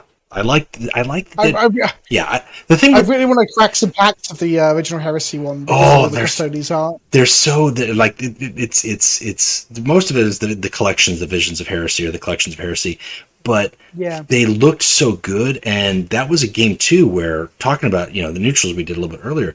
That was a game where there was cards that were shaded, like you just played Traitors or Loyalists, like that was it. You didn't play a faction, you didn't play a Astartes faction, whatever. But some cards were red tinted for Traitor, some cards were blue tinted for Loyalist. There was a lot of cards that were gray, and those could go in any deck. And as we mentioned, like those were from like a bunch of different Astartes, the Imperial Army, the Mechanicum. Like there was a lot of great cards, Luna Wolves, Blood Angels, Death Guard, World Eaters, like because nobody knew what side that they were supposed to be. Like thematically, that's how that game was designed. But yeah, that was a fun game. And then so you mentioned playing a sweeping like Loyalist versus Traitor sort of battle as opposed to individual factions. Well, yeah, like there were factions with it, like pooled card there, like obviously like Luna Wolf, like infantry, whatever. But you didn't have to play my Traitor deck versus your Loyalist deck. You could have an opponent who had a Loyalist deck against your Loyalist deck. Oh, right. That's cool. Yeah. So like that was just the way that it kind of worked. And then obviously I think there was 3 or 4 planets that you could play. Like initially it was Isfahan 5 and Prospero you battled over, and then I think they introduced some other ones. The Horus as the War Master had a unit, like not warlords, like units that you could play, and I don't have a copy of that one, but he had an ability where if he attacked and his attack was successful, you get a copy of the rule book and tear it in half and you win the game. Like he literally destroys the game. It was great. It was so fluffy. I really want to actually open some as like a not nostalgia, but like I like old card games and dead card games. I find it interesting, Yeah, it's a trip down memory lane, but also just seeing like, wow, this game worked. Like it took the first version of the Sabretooth 40K card game, took the concepts of that with like scoring units, which is very tabletop like related, as well as every card having a die roll on it, so they serve dual purpose in your deck as well as in your hand and on the board. And then they added the element of having fleets. So your fleet wasn't on the site, wasn't at the battle site. It was actually in orbit, and you could tap those kind of like resources or enchantments more than anything to apply their effect to the table when you needed it to. And that hadn't been used prior, but that was then later moved into the Dark Millennium, which was the 3rd edition of that game. And then they obviously went with like the Xenos and Chaos and Loyalist and Eldar. Take me back, man. Some good stuff though. But yeah, like you could see how that game was fun and offered some interesting things, like some like the shooting decks were a lot easier to do than assault decks, but assault decks could do sweeping advance and like clear battle site a lot faster if they were successful. And then you had like in the first edition of the 40K card game, you had the Eldar decks, which were like basically get the Avatar of Cain to charge, and if he completed his assault, you roll a d6, or it was into a d6. It was everything with speed less than the Avatar of Cain is killed, and he had like a speed of 5, and like most units were like speed 3s and 4s, so all he had to do was survive. I didn't realize there was that many Warhammer card games. Oh yeah, you mentioned like 3 other like non-heresy ones. And then there was Conquest from Fantasy Flight Games, which was a really fun game too. And that kind of tied 2 elements. Like you had your Warlord, which had kind of like it came with like 12 cards that had to be in your deck because they're like the retinue of that Warlord basically. And then your Warlord also determined your faction. But the cool thing with the Fantasy Flight game was you could ally you could have ally cards in your deck, and there was a wheel in the rule book for what factions could ally with what factions. Like, that's just like, so if you were an Imperial army, you could ally with the Eldar, you could ally with the Tau. Oh, it's like the old ally charts from exactly. earlier, Yeah, very exactly. And the Tyranids couldn't ally with anybody. The Necrons couldn't ally; they could enslave. But the whole point, like, yeah, that was another card game where it kind of tied that you're fighting over sectors, but you had a warlord and you had troops. That was fun. I never won at that game. I had a blast playing it. I never won a single game. Played at Gen Con. Got my butt handed to me by like 8 different guys at the end of the day, and I was like, this was a hard day, but it was a fun day. You know, like it was a totally different version, but yeah, there's been 4 printed versions of 40K in card game format, and then we've got 2 digital Opening Dead Warhammer card game videos, I think. Yeah. I don't know if somebody's done any plays of them or like recently. There's a couple community sites like Facebook and web groups that have got the old card library listed and share some deck videos. People are trying to convert them over to tabletop sim. That wouldn't be bad. Nice. That would be a good place for them to be. Yeah, just have the images there, and then you can shuffle your deck and build it and go from there. Yeah. I've thought about doing a couple of videos kind of highlighting my my 40K CCG decks. I've got a Chaos deck and an Eldar deck to kind of show off. I just don't have the camera set up to do like a top overview. It's just my desk, Right. just my laptop cam. But yeah, that's just a good game that I enjoyed. And I have the library for it where, like, if I ever want to play the game, I can pull out like 2 decks and just play with somebody. Here's how you play, or just play myself. So that's how I play most of my games. Anyways, we're talking about what I'm playing when I'm not playing Legions. So we'll kind of segue that into what do you do when you're not playing Legions? My day job is making videos about Magic the Gathering and Warhammer and other nerdy stuff, but mainly Magic. Hobby-wise, play a lot of 40k, just getting into Horus Heresy tabletop with the new editions. So I just bought the new box. Alongside loads of stuff. I've got like 60 troops to paint. I've got like 20 Terminators. Got the Spartan, the Kratos, and Rhinos. Got a lot of stuff to paint. I was literally just painting my Master of Signals before I came on this call. Did you get the Age of Darkness box set? Yeah, I bought like a box and a half of it. And I'm tempted to buy another box and then sell the Spartan and the rulebook to get more troops. Haven't decided yet. I get quite deep into it. I'm super into it. I want to do it. It's just such a price point to get into, and I know I don't have anybody where I'm at to play it, so it would just be like a vanity thing. Yeah, I mean that's fair. There's a lot of fun in just building and painting something. That's right? true. Like a lot of people. True, but if hobbies is literally never playing. If anything, I'd argue that playing Warhammer is, like, for most people, the worst bit, because the rules are kind of crud in places, right? That's true. Like, I meet so. Yeah, I don't play tournaments. Like I played one 40K tournament, and I had so much more fun playing with friends like that because it's more forgiving, it's more casual. Like when you go to play a tournament, like there's a different vibe, there's a different mindset. Like it does steal the fun out of it. Yeah, so I love tournament events. Just to clarify that, like I've been to a load, I've done well at a few. I do really like it, but I also hold that 40K's rule set is such a mess, and every new book is so broken that taking it seriously is probably not the best way to go. Mm-hmm. But I also find the 30K rule set was pretty balanced. Mean, there's the current one or the old one? Sorry. Well, the old one. The current one was has cleaned up a lot of the few issues it had. Night Lords may need a little adjusting in the new one. We just don't know, right? Like, no, I guess I would say that people have not played enough second edition Horus Heresy to really say. And some of the Imperial Fist stuff seems absurd. But the point I was going to get is that I meet a lot of casual Warhammer fans and inverted commas players. And then when you really start to talk to them, it just turns out they don't really enjoy playing because of how convoluted the game can be and how cutthroat it can be and how unfun it can be to play with the wrong people who aren't aligned with your mentality. Right? Yeah. Like you said, going to a tournament when you're not in a tournament space. So I think a lot of people don't realise, because Warhammer is the only war game they've ever played, that in fact they don't really like the rule set very much, because the whole no alternating activations does lead to some real feel-bads if you're losing, right? So I think a lot of Warhammer players don't realise that they don't actually like the game that much. And that's fine, because modelling and painting and lore and construction and setting up and showing off online and stuff, that's all big parts of the game as well. Perhaps more valuable than even playing. It is a hobby, and that is a big thing, whereas Legions is a game. Legions isn't a hobby, but you build, you paint, you collect, Yeah, you exactly. model. Like, there is more that you can get out of it.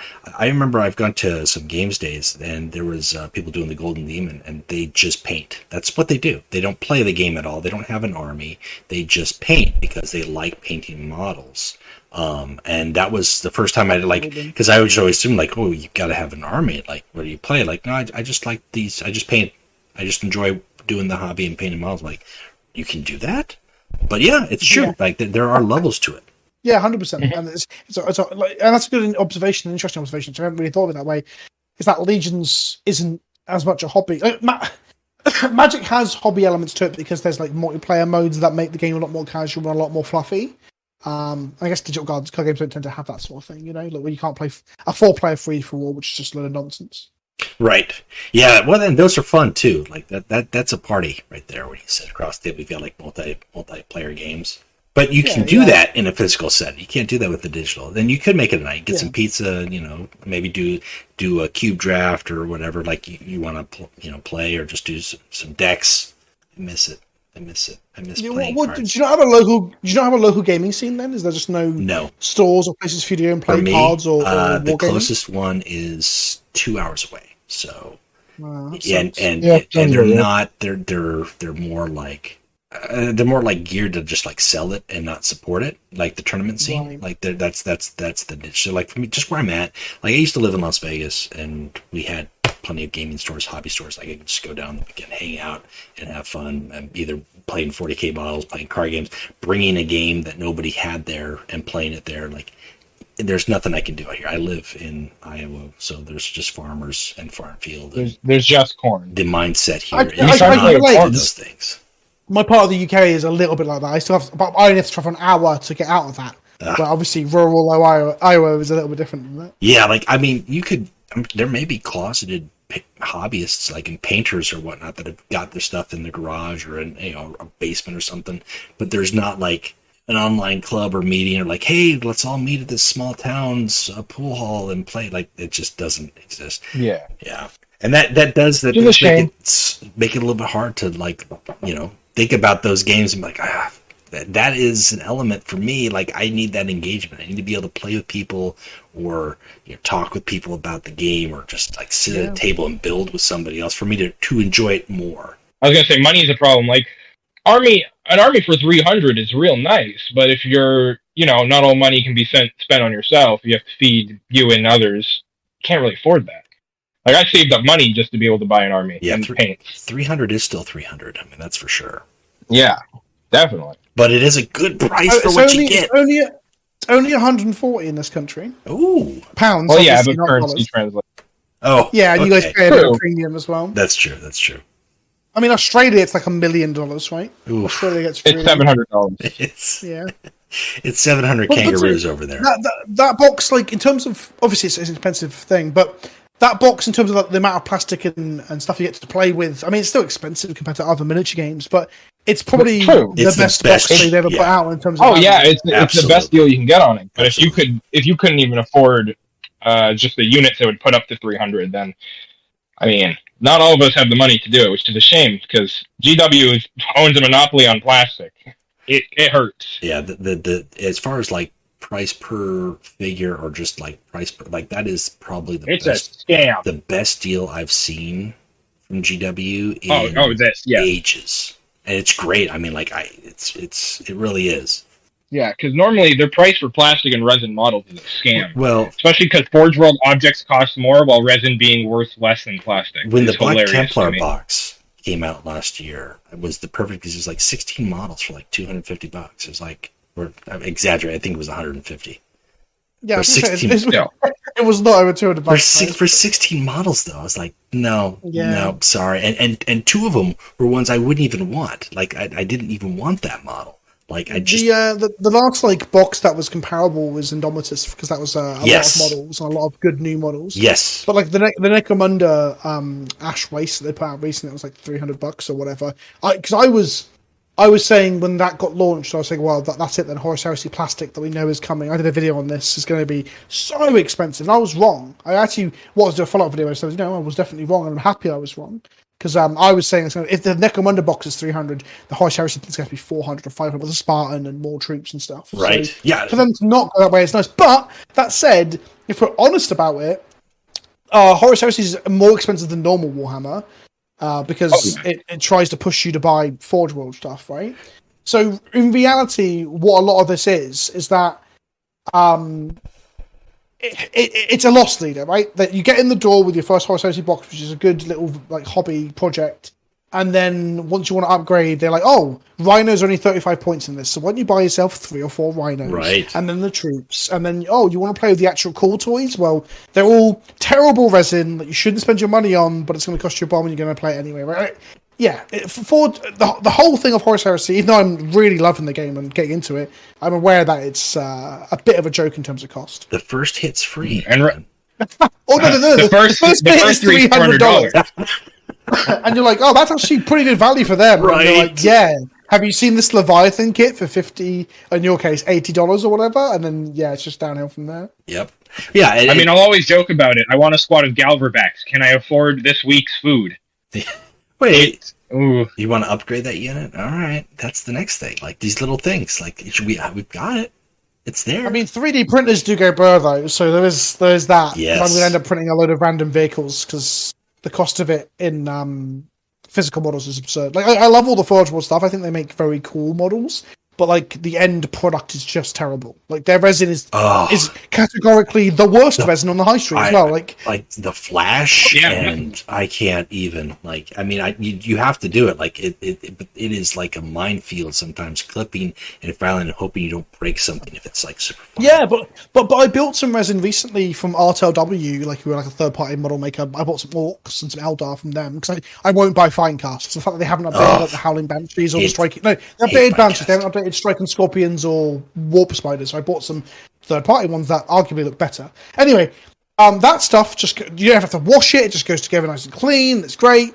But then, and also I just bought the Superman model just to paint it because I love painting from the DC Miniature game. And someone's told me the resin there is really nice. But then you go back to the Forge World resin, which is like 3 or 4 times expensive than any other resin product in the market. And like you said, it's just imperfections, bubbles. I bought a War Boss last year, and when I got it out of the box, it had part of the mold still in the model. It's absurd. Resin is I'll die on that hill. But resin itself is still okay when it's not extremely expensive and bad quality. Yeah. Well, I mean Forge World resin. You get the bubble, or you get the bends that you can, like you risk breaking if you try to overcorrect it. I mean, like you can get that with some resin, but like it is. I think I bought. It's been a while since I've got GW resin. I used to do like all my Black Templar, like super deco, did the doors, did the dreadnought weapons. Then I did some Acadian veterans, and a couple other, like the Acadian veterans were kind of the first one where like I had like small hands and arms, and I was like, oh, this was a mistake. I should not have gotten this resin. Like the little heads, like this is a mistake. Like that's where I kind of like started. Like, okay, if I'm gonna get it, I'll get a vehicle that isn't going to have a lot of intricate parts. Like I'll get extra armor, I'll get reinforced doors, I'll get something on the blocky, whatever rhinos. I'm not gonna get your super like the paint. The website's job is to sell it. They paint it, they bottle it, they clean it. That's their job. That's not what you're gonna get. You've got to put the work in for that. And the work is an absolute ball ache for resin as well. I've also done the same thing where I will buy big characters, so that's Constantine Valdor. I'm going to put it Sanguinius and Magnus eventually over time, but like I won't buy troops from there, and I will not buy. Well, I'll buy the occasional vehicle maybe in the future, maybe I won't say never, but I'd rather just print those now, like legally distinct versions of them, unless I need them for a tournament list. But even then, I'll just play something that's official, and I don't care that much, I like one day I might get Dorn and Sigismund. Like that's my standard. Like that's my Dorn is a cool model though. Yes, Dorn is very cool. Yeah, I like the pose. It's just for me that it would be the fists is what I would do, but just to have those characters. But the price point for what they are. We know a couple guys in Vapix in Australia. He just went all out on 3D printing. Like, that's what he does. 'Cause this is in Australia, so it's costing me more. But 3D printing is like a quarter for a model, so why not? And who's going to complain? Like, it's not like he's going, like, if you're not going to an official GW tournament, you just want to play the game. That's really what it comes down to. Absolutely. I think people should 3D print and use third-party models and play with them more as well. Like, I think the monopoly that GW has is actually damaging to the overall, like, wargaming as a whole. Like, we just talked about how Warhammer players don't realize that they don't like the gaming system because they've just never, and I'm guilty of this too, never really played other war games because the monopoly is so strong, right? But I saw really interesting is that some people on my Discord and a few others I've seen are 3D printing Horus Heresy entire armies, right? But they're doing them at like 40% scale, so they're going from 35 mil down to like 15. So they can play 4,000 points of Horus Heresy. They're all on movement trays. Nice. So they're doing like epic heresy. Very cool. Yeah, they take like 5 minutes to paint. Just dry brush them. Right. And I'm like, oh, that's actually really cool. But I'm also like, I'm really enjoying painting this plastic. So very cool. Yeah. All right. I mean, it's one way to do it. And that's ultimately what it comes into. As long as you're enjoying it, like if it becomes a chore, or it's not something you're doing, then that's really what it comes down to. Like that's it. Yeah, I never thought I'd paint any more red power armor, and then Heresy has made me want to paint hundreds of Marines again. It's weird. Have you picked up the new contrast paints? I have not. No, I'm not a big fan of contrast. I like them through an airbrush, and I like them for certain things. I don't have an airbrush, but I was watching some videos on the new stuff. And it's like the yellow looks better. The new yellow looks better for Imperial Fist now. It's like I'm a big fan of the old yellow contrast. I use that through an airbrush on all my orcs are like Xenothold. They'll be brown. And well, actually, no, they're yellow Goths. Even Gazgul Thracker is bright yellow. Oh, okay. So I paint them. I spray them brown, then I Xenothold them, then I hit them with yellow contrast paint, and then go and do highlights. So Gaz is yellow, all my vehicles are yellow. It's yellow because I like to have my armies be different colours, right? And I painted so much red, so much black in other places. Like, nah, this has to be yellow or purple, you know? Yeah, I felt bad when I was like, I remember I had my Black Templars, and then I was playing a fantasy game. My army was black and white, and it was inadvertent. Like I liked the faction. It's like it's just the color. So then the next faction I did is like I better go something completely different. Like I'm gonna go, like I just picked around colors like yellow and brown. Like that was my Cadians. It's like why? Because I don't have those colors in my cabinet. Like I want them to look different. I don't want more blacks and reds. I love the mustard yellow and brown. It was my high school colors, and that's why I stuck with it. But it wasn't the intention to do that. My condolences. But it stood out from the others I had. Like, that's good. You don't want to be a gray tide. You don't want to look like everyone else's. And that's why I like gold paint. Easy to do, and it stands out. That's a thing. I don't mind. That's the thing I want to bring up about gold. Just about gold. Just a random rant point, right? The card game has Sandguard in it. The card game has Dawn Eagle jet bikes in it. And I was just thinking they didn't exist during the Heresy era until I was listening to books recently where they're mentioned in like from Fear to Tread and Burning of Prospero. They mentioned Dawn Eagle jet bikes and Sanguinary Guard feature heavily in the Blood Angels book. And they're just not available in the tabletop plastic game, and it really bugs me. So I'm really hoping with the push of the plastic kit this year, they'll actually introduce Dawn Eagle jet bikes and Alaris Terminators and these things that show up in the 40k books. No, that's Custody, sorry. So Dawn Eagle jet bikes. Okay. I own like 12 of them from 40k, but they aren't in Horus Heresy right now. But they are in the Burning of Prospero. They are literally at one point Araman like kills 6 of them with his hands because it's Araman, right? And then the Sanguinary Guard, again, I thought those weren't in Horus Heresy because I know they're not available on tabletop.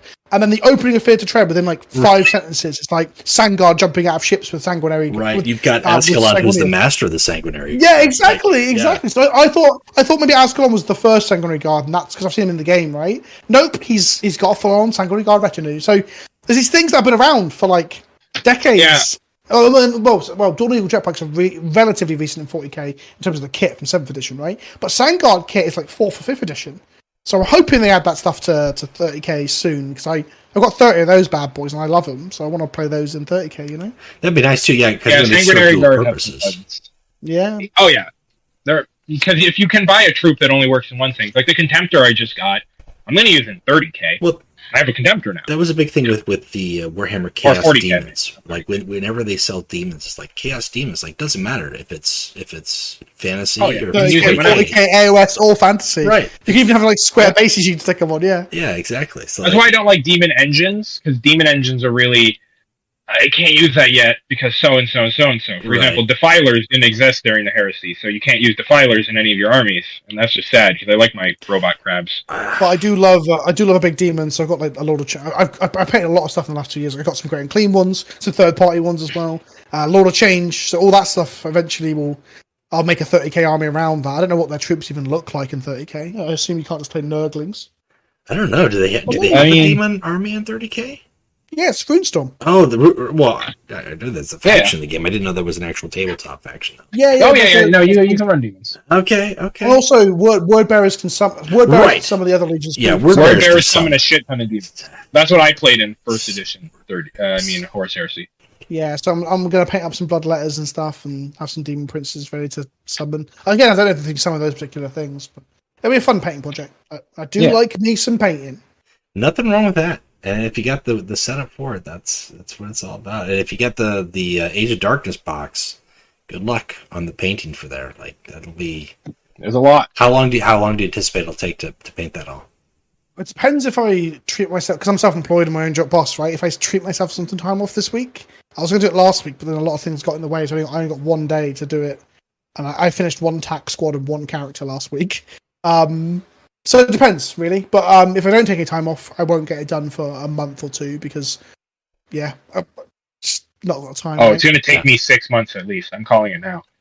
I finished Indomitus real quick. But when a big box comes out, that's kind of the time I'm like, okay, I'm going to take some time off and get this actually done.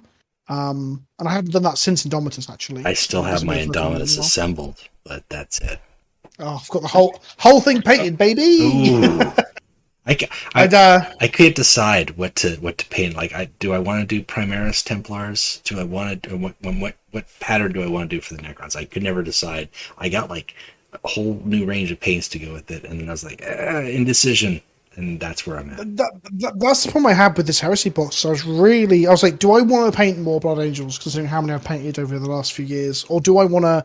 My other options that I was considering, just because I like the colours, is I really like yellow as a colour to paint and has on armour. So I was like, Imperial Fist for yellow, but everyone's painting fists, it seems, because they're like one of the poster boys, right? Well, the Age of Darkness box comes with them as a transfer sheet, so it's really easy to paint them. Yeah, exactly. I like what I'm hearing so far. I'd say that Imperial Fists are like the second big chapter at the front of the game in terms of front facing, alongside Sons of Horus, right? They're on the box, they're in the trailer, they've got all the characters. They're on the transfer sheets. They're in the Siege of Terror books at the forefront. And even Valrak probably helps their popularity too, you know. But painting yellow is cool. But then the other option was I fancied doing purple or pink because it's so striking.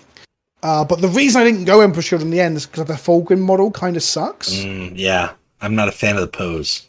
No, it looks bad. It's because he's supposed to be fighting Ferris. Yeah, but if you're using without a Ferris connecting, it doesn't look good. I don't like the dual things, especially Sanguinius. The way he floats up there, he won't sit straight. I don't like this. He always tumbles over. The Russ and Magnus ones are okay. Okay, the only I think Magnus looks great. Yeah, Magnus looks great. Russ looks awful because of the way his hair is being blown. If I get a Russ model, I'd put his helmet on. Yeah, if you could get a helmet from, get an appropriate. Yeah, well, we know what his helmet looks like, so I'll just get like a little stupid wolf head and put it on him. And I'm good. I'm trying to think, like, for me, like if they did, and they will do eventually, the Demon Prince version, Fulgrim and Angron and like that. I can't wait for Lorgar. Demon Prince. So Angron in 40k is coming in the next couple months. Okay. I don't know if you're aware of this. I was not. So World Eaters have been taking out the Chaos Space Marine book, and they've been giving a White Dwarf supplement temporarily, and then we've been told they're coming as their own book. Ooh, okay. And that basically all but confirms Angron, because when Thousand Suns got their own book, they had Magnus got their own book. We've got Mortarion. Mm-hmm. I'm a bit sad that it's not Fulgrim first. I think I'd rather Fulgrim came first, because that makes me. I've painted both Magnus and Mortarion because I love their models. So I was like, Steven's take Fulgrim, yeah, let's go. But Angron, but I don't. Do we even know what Angron's Demon Prince version even looks like? For me, in my mind, he's in game as art. Yeah, he's got various arts, and he looks basically like It looks very much like a bloodthirster, but with his his Primarch jaw armor on, and he's got like just dreads of skulls like hanging. And his dreads have changed. They're no longer connected. Yeah, it's not too much unlike a bloodthirster. It's like a bloodthirster plus. Well, you got to remember when he first came out, his model originally was just a bloodthirster. Yes. Yeah, old like Rogue Trader Angron. Old Rogue Trader Angron. So all of the art depicting Demon Prince Angron shows like his jaw going really far back into his skull. Like, I really like the look of him. Don't get me wrong. There's that great art of not Oleanus Pius holding a grenade launcher while he's running around the corner for Defiant Stand. He's just like Defiant Stand. Yeah. It's not Oleanus Pius. It's a guy named Oleanus Pyrrhus, who's not related to him in any way, shape, or form. Just so happened to have the same first name. I hate that lord. So stupid. I think the original Primarchs were epic, weren't they? They weren't actual Rogue Trader. They were the epic scale ones. Yeah, they were epic. They basically made them to be the size of bigger than dreadnoughts, basically, in terms of their physical. Yeah, this is true for the game, right? Yeah. I'm looking at it now. I didn't realize there was an Angleman. I knew there was a Fulgrim, a Magnus, and a Mortarion, which all look terrible. And Angron was just a bloodthirster.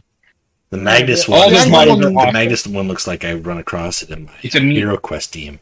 Yeah, it's not good. No. I guess that Angron model might have just evolved to become the Bloodthirster, and we still have. I'm less excited for Angron now that I realise he's meant to look like a Bloodthirster. Yeah, I'm sure they'll give him some decorations, but ultimately, I mean, that's what his body is going to be. I mean, he's going to have some armor, I'm sure, but yeah, he's not like. I was curious with Mortarion, how they were going to do Mortarion. I don't want to say disappointed. I was pleasantly surprised. It made sense that they went the way they went, although I would have liked to have seen him much more Grim Reaper-y as opposed to Bloated Fly, but it worked. It worked. Because the original model was like a Grim Reaper, so it was Mortarion was cool. So maybe they'll move a little bit away from making Angron like a Bloodthirster too much, so that he has his own visual identity. I sent the art that he looks like. That's the confirmed art we have of Demon Primarch Angron. I like it.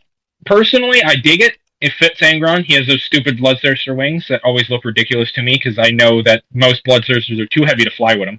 That's why Slayer of Worlds shouldn't have Unstoppable, contrary to what everyone wants. I like the idea of a flightless bird as a demon. Well, I think they can have wings, but they're too bloodthirsty to use them. They're just like run forward. Like, that's it. Exactly. Yeah. Well, they have rules to jump and stuff, and in Dawn of War they could fly. So, you never know. Hey, listen, Dawn of War, Terminators get back. Do we want to go down there? Only the book. We don't talk about the book. There was a Dawn of War books written by C.S. Gatto, who the only person worse is, and I'm sorry for saying his name, Scuff, is Ben Counter. But the Bloodthirsters in 40k have fly. Yeah, I know. Yes. That's what I said. But I thought you said they shouldn't fly. No, I said they shouldn't because they look stupid. I said they can. I just think it's very funny to me to have flightless birds and demons. What are you talking about? Bloodthirster models are sick. Well, yeah, but they also look stupid. Things can look cool while also looking stupid. We have chainswords in this setting. Chainswords are stupid. I love them. Chainswords are classic. It's another. They're classic. Terrible tangent. Have you played Total War 3? Mm-hmm. Total War. You played it, yeah? Warhammer Total War 3. Yeah. I have not. Yeah. Oh, because the Bloodthirster in that flies around as well. Yeah, I know. I know they can completely fly. I'm saying that because they're stupid, and I want them to be stupid flightless bird demons, because that's funny to me. Well, I like that mental image, because in this game they can't fly. Yeah, they can. They go unstoppable. Well, no, they don't. Kabanda has wings. Yeah, Kabanda's unstoppable. Kabanda is the only one who has wings. But your standard Bloodthirsters and all the other units that they are do not have unstoppable. Nope, it's just Kabanda. Yeah. That's silly. Yes. That's something I haven't noticed. Is there a Thunderhawk card? Like a physical unit, sorry. Not as a they unit. Are just tactics, yes. No. Yep. No. You get rhinos and land raiders and dreadnoughts. Yeah, I've seen all that stuff. I was just sitting here, I was like, hang on, I haven't seen a flyer. The closest thing you'll see with a flyer that is a unit is the Corpse Swan from the Space Wolves. Because the Corpse Swan is a battering ram. It's a battering ram. It's a Cestus battering ram. Assault ram. Yeah, Assault ram. Exactly. That's the term. So that's the only flight vehicle that's a troop in the game. Yeah. Which is interesting. Minus their speeders. Speeders can fly, but I don't count those. Yeah, we're talking like actual airborne stuff. So yeah. I really hope Angron doesn't just look like a Bloodthirster. I hope when we get him in a couple months' time, he's a big, brutish, like Hulk-esque gorilla man with wings or something. I mean, did you see his official art they use on Defiant Stand? That's the most recent art we got of him as a demon primer. I sent it in our little conversation. Black and white. Yeah, it's black and white. That's the most recent demon art we got of him. I like it. It doesn't just show him to be a big stupid bloodthirster. Well, the question is will the pose work too, though? Because are they just gonna basically give him a bloodthirster pose? Are they gonna give him something a little more interesting? And also, even if that picture does follow through on the art assets, which obviously historically they have with the stuff that came from the physical card games and stuff, but also that is angled in 30k, so 10,000 years from now, look remarkably more. There's a high chance he looks different, but I would also say there's a good chance he just stayed the same. Because this is Angron we're talking about, and the way Korn being Korn, they could have just kept him the same big stupid bloodthirster body because, well, Lorgar did his whole ritual to stuff him into that. But what I mean is it's 10,000 years of being in the warp or wherever he's been, right? Yeah. So the 40k model might literally be him on a skull of bones or throne throne of bone or throne of skulls, right? We might get something like that. What if they turned it on its head and they gave him a vehicle? Actually had him riding on the old throne of skulls. Come on. No, I think you're wrong. No, I think we disagree, Scuff. I think everything you just said is wrong. It would be great. No. I'm hoping we get new juggernauts and stuff in the new World Eaters book. That'd be cool. Like actual demon mounts and stuff. Oh yeah. Yeah. Oh yeah, those things. And the mutilators disappeared from the CSM book as well, I believe. So the melee obliterators. I don't think is it the mutilators? Yeah, they're mutilators. The fact that they made them mutilators is gone. Yeah, the obliterators were always supposed to be rangy guys. Yeah, so it's just to me that if they go to being a Korn only thing, it might be kind of similar to how Thousand Sons got Scarab Occult and Death Shroud and Blight Lord for the Death Guard. So we might get some sort of there's obviously Red Butchers, but I mean a more extreme version of that, for the the new. I'm excited. It's possible. I don't want to be too excited because I don't want to buy more models. I've got too much to paint already, but we gotta wait and see. Yeah. All right. Well, is there anything you'd like to plug while you're here? Subscribe on YouTube. Follow me on Twitch, I guess. On Twitch, I'm really active on Twitter as well. Talking about model painting, card games, tabletop, board games, role-playing games, all the nerdy shit. Mm-hmm. That's me. All right. How about you, Axel? That's all. I'm going to use the usual. I'm going to plug my boy Dorn Stash. He does beautiful art. Great guy. Does commissions, all that lovely stuff. I don't think I got anything else to plug. World Cup's coming around that corner, boys. World Cup just had a practice tournament today for the new rule set they're going to use, and it went relatively well. So, yeah. All right. Well, I will plug deck slots once again because it's that time. We're never going to get enough. We got to get one more wave of 10 deck slots, 10 rows of deck slots, because we're going to have this last wave of Titan Death giving us new warlords. They've already teased that out there too, so that's more deck slots that we need. That's really the only plug I've got though right now. Keep posted because I think in 2 weeks' time we're going to be doing. I got to get the hard date and time scheduled out so I can let everybody know. But that's when we're going to do the live Warp Chatter podcast episode on Twitch, and that's going to be open for people to kind of hop in, join chat, drop questions however you want, or just kind of hang out and watch us talk to. I believe Karmatos will be on the guest list at that point in time. Oh, that'll be fun. So we haven't talked to him in what 20, 30 episodes. It's been a while. He took a break, but he's back. So yeah, he took a break. Yep. The Lord of Memes has returned. All right, well, that is it for me. PleasantKenobi, I want to thank you for taking the time to join us here today. Yeah, and hopefully, we ended up covering plenty of things. I think we covered more other things than the Mechanicum, and that's okay. That's okay. Scoria is still king among them. They're not. They mainly exist as a faction to support other ones, so we didn't have much to say. No, sadly. I think that kind of summarizes it, and then I think really just the general game state, and there's some other good conversation that took place, and that's really one of the best things about the podcast, just being able to talk to players, pick people's minds, get some thoughts out on the game, and know who is playing the game and learn more about our community. So, yeah, I appreciate you making the time for that. No, thank you for having me on. I've really enjoyed it. Thank you. All right. Always a fun one. That's it. Bye. It ends here. This has been another episode of the Warp Chatter Podcast. Thank you for listening. I can't help but appreciate your talents. It was inspiring. I need some mood.